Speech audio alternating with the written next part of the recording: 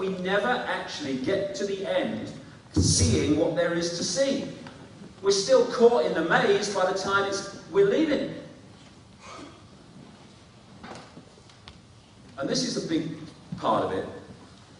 They want people to focus. Now, I'm not against focusing on something if you want to do something in particular.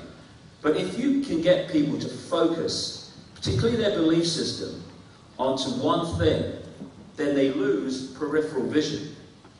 And so it might be a religion, it might be their family, it might be their job, whatever it is. If you focus in there, then you lose peripheral vision. It's possible to focus on one thing, but still hold peripheral vision and see what's going on outside of that little world. And in short, they want us to focus on a dot. And these dots are called belief systems.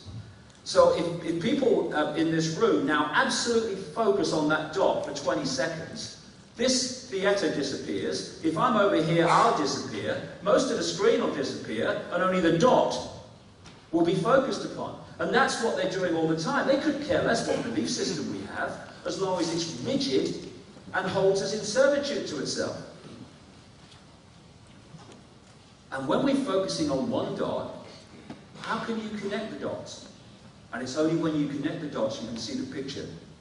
Because things that don't seem to be connected are fundamentally connected. And over these 20 years, these pieces have been coming to me in this incredibly synchronistic way. The dots connect, the pieces fit together, and you see a very, very different world. The light goes on, and you realize that we are living in a world that is so dramatically different to the one we thought we were born into. And as the dots connect, you see the elephant in the living room, which has been there all along, but we've not seen it.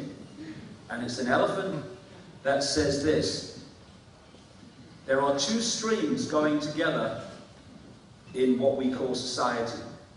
There is a secret agenda to bring about a global centralized dictatorship with a world government, world central bank, world army, microchip population, world currency, etc. And much more, and I'll get into. And then there's what I call the movie. The movie is the television news and the newspapers and the political speeches that explain away elements of the deeply coordinated conspiracy secret agenda coming into society. And these, the movie people, the politicians and the media, etc., they explain away these elements of this coordinated agenda as if they are not connected. Oh, it's a story here. Oh, it's a story there. Oh, it's a story there. But no one in the mainstream is doing that and realizing that it's all coordinated. And when you do that, my God, is it an elephant in the living room? What's actually going on? And this is the crucial part of the whole thing. Like I say, you know, these banking scams and political scams and controlled media, but this is it. This is where it all comes from. The manipulation of human self-identity. They need to get us to have a certain self-identity, which I'll keep coming back to, is no power, little me. And they desperately, desperately have to keep from us the true magnificence and magnitude of who we are.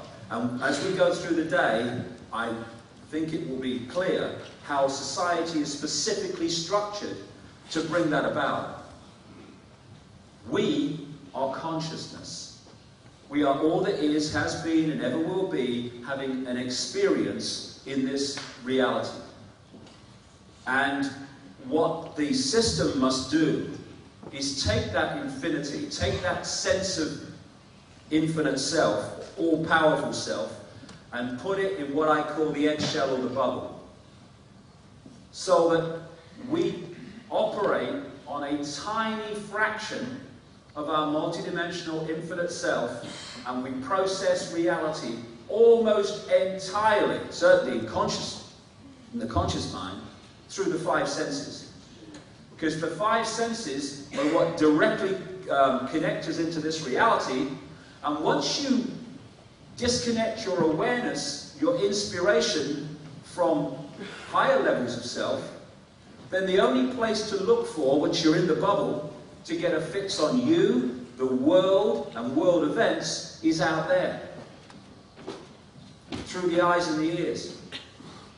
And so, the way the conspiracy works is to isolate people in lower levels of awareness, lower levels of consciousness, what I call mind, and then program that with the information we receive through education, media, and politics, and all the rest of it.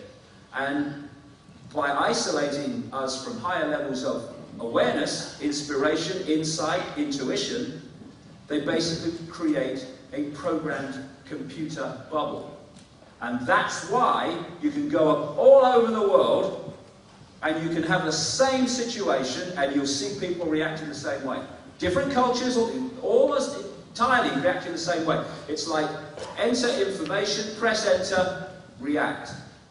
Because we've allowed ourselves to be put into this state. It's a travesty of who we are. And it's waking up from this, it's bursting these bubbles, that is bringing about this transformation, this revolution of perception.